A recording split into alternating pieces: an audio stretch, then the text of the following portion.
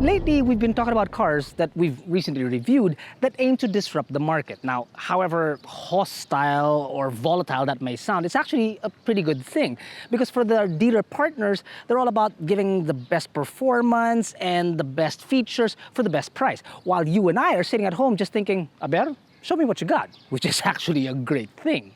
And lately, it's also been about Chinese cars and seeing how they stack up against Japanese cars, which, to be honest with you, I think is actually a pretty big honor because you always want to be the front runner. This 2022 Changan CS35 is aiming to do just that with some pretty compelling arguments.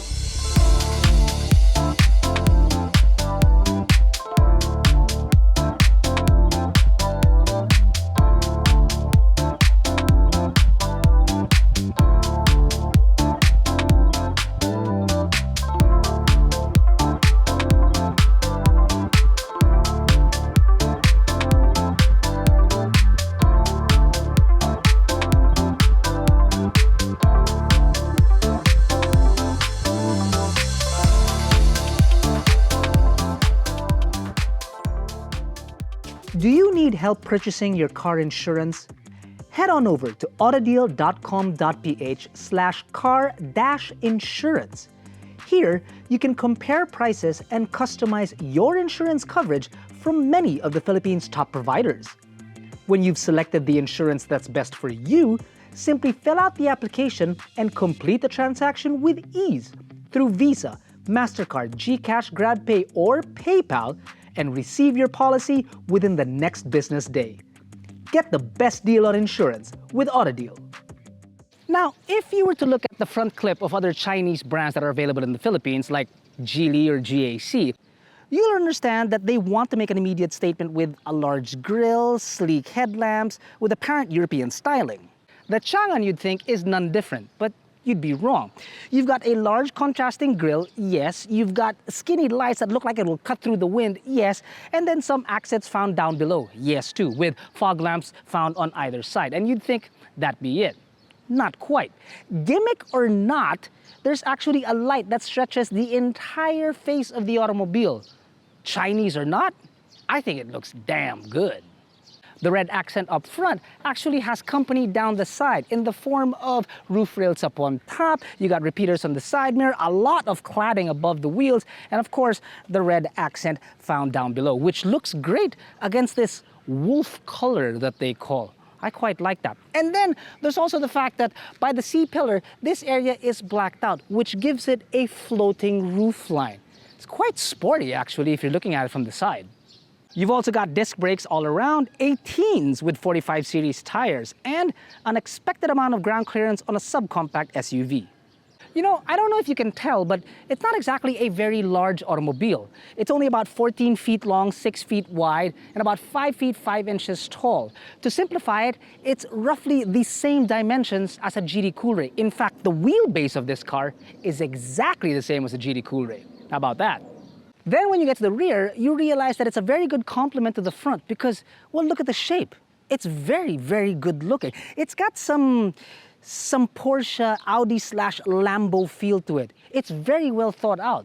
And it's got some of the cool features that I love on the exterior of this automobile, such as, well, of course, the shark's fin antenna, yes, but it's got a pretty cool spoiler with the third brake light. But what I do love is the fact that you've got twin exhausts found down below that are real exhausts, by the way. But my favorite, absolute favorite part are the lights. Just like the front, the lights here at the rear spawn the entire width of the automobile. And then, during the day, you'll notice that this line right here actually is your third brake light. That's actually pretty fantastic. And then at night, when your lights are on, this becomes your perpetual park light. It's just so darn good looking. I love it. When you open her up, no power tailgate, but when you do open her up, you are looking at about 400 liters of space, which is very good for a car of this size. And then obviously when you fold the second row, which you can, it will reveal a total of about 950 liters of space.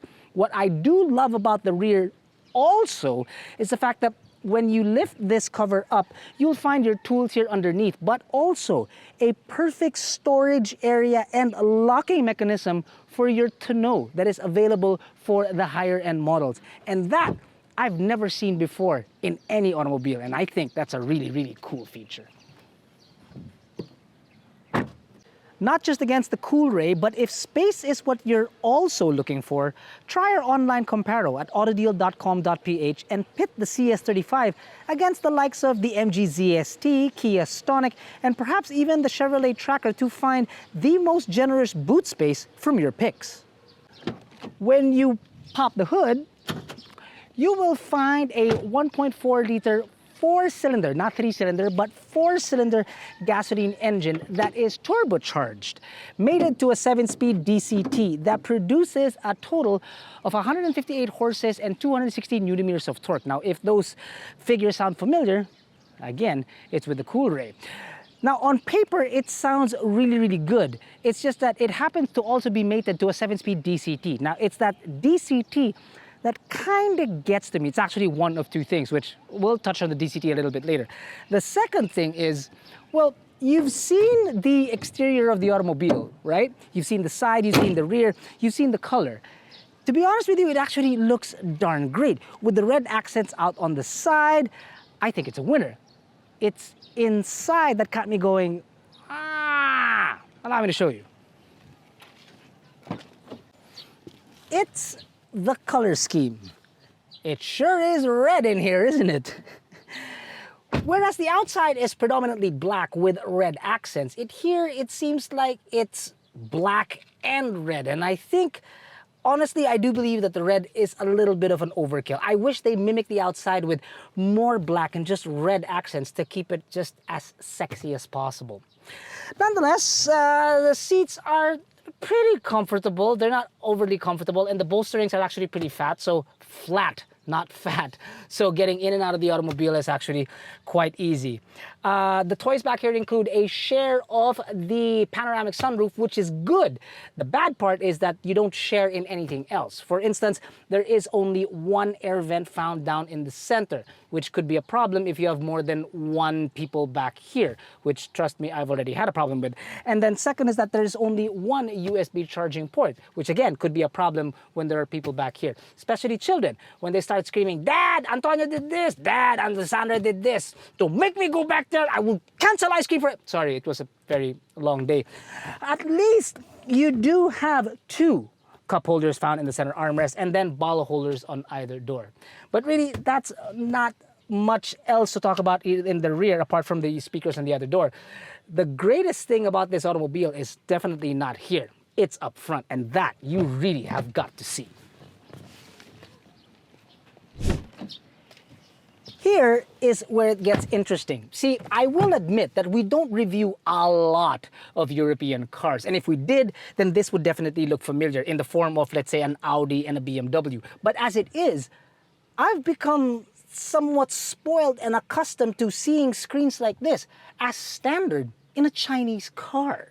Apart from the full digital instrument cluster, you get a wide 10-inch infotainment system, which may not be connected seamlessly, but has a, well, rudimentary semblance to production EVs. Sadly, no Apple or Android capabilities, but there is screen mirroring, with an around view system that activates as well when you engage not just reverse, but left and right indicators as well. And then there's the fact that you can change the theme of the display from science to sports to fashion. Why? I have no idea, but why not? I mean, it's not hurting anybody. The flat bottom steering wheel has buttons for your infotainment and not just cruise, but adaptive cruise. The aluminum buttons below the main vents control your air, and underneath that, a cubby for your mobile phone with wireless charging, I might add. Then the aluminum pattern continues down the middle with little to no piano black plastics, I might add, which seems to work very well. And it really feels well built too. The flat bottom steering wheel has buttons for your infotainment as well as not just cruise, but adaptive cruise. And I might add that the adaptive cruise in this CS35 Plus works as well as that of the Honda Sensing, in the fact that it will follow everyone and come to a complete stop and then return again to whatever speed the car in front of you is actually going at. It's quite amazing. As excited as I am about the interior, it's the DCT or dual clutch transmission that I mentioned earlier that I would like to get on about. And we're gonna do that right now on a quick drive. Before we do, however, standard procedure that I ask for your help in giving us a subscription and a like perhaps on this video so we can create videos just for you guys and hopefully reach that 1 million subscriber mark. We know we can do it with your help.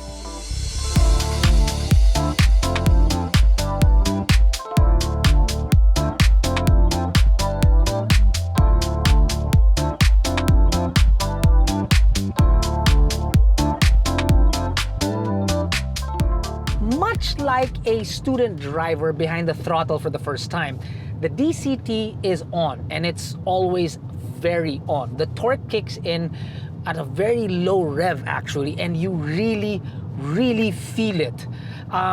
It's not those jack, but even my son, who was I was driving around inside this car, they actually commented they think that I need to go back to driving school. Thanks a lot, man. But what I'm trying to get at is that when you're stuck in traffic, that might be something that will definitely take some getting used to. Regardless of how feather light you may be at the very beginning, yeah, it's gonna take some time. But in relation to that, the power that it supplies when you floor it is just ridiculous. Turbo kicks in, it feels really good. So it's like a tiny but very capable car, and that I quite like. However, that does have a bit of a drawback, you see. So because that it likes to jump forward even when in traffic, the fuel consumption figures are not going to be stellar. I'll be honest with you, I actually expected a little bit more, but because of traffic, and it has been piling up inside the city, unfortunately we were only able to do about 7 kilometers per liter inside the city. Now, I figure, however, that will not only double, possibly even triple when you're on the highway. Now, the throttle and the way that you drive, obviously that can change because, well, you can adjust to it.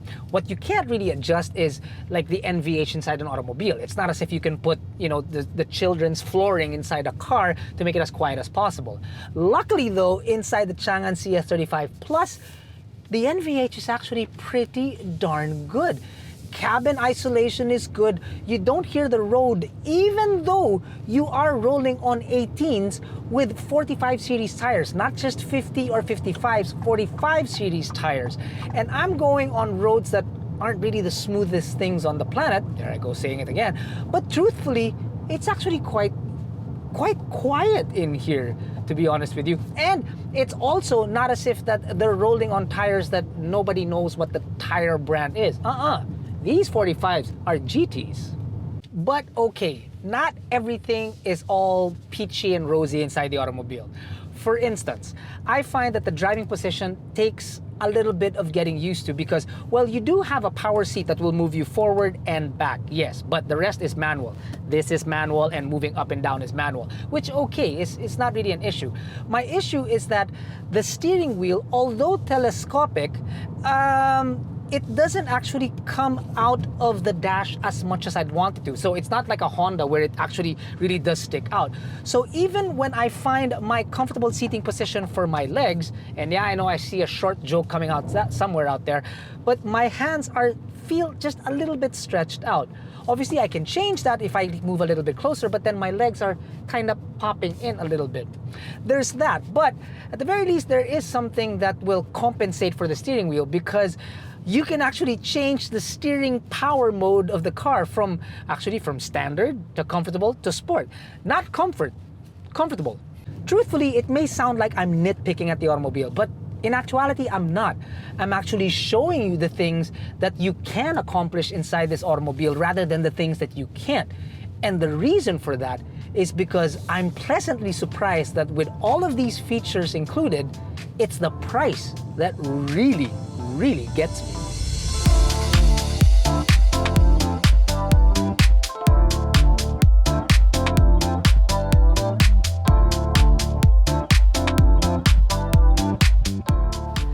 Not only because it hails from the same country, but as we see it, the main competitor for the CS35 Plus would definitely be the Coolray. I mean, it's got the same wheelbase, it's got similar torque figures, and then it's also got a buttload of tech. The main difference, however, would be its price. See, what impressed us most about the GD Coolray then was its price. Even more so now, this CS35, because where the GD Coolray starts is actually where the CS35 tops out, which is 999,000 Philippine pesos for the top of the line. Just 1,000 pesos more than where the GD Coolray starts. Not all of its points is enough argument to make it the front runner, but I'm pretty sure that it can swing more than a handful of votes.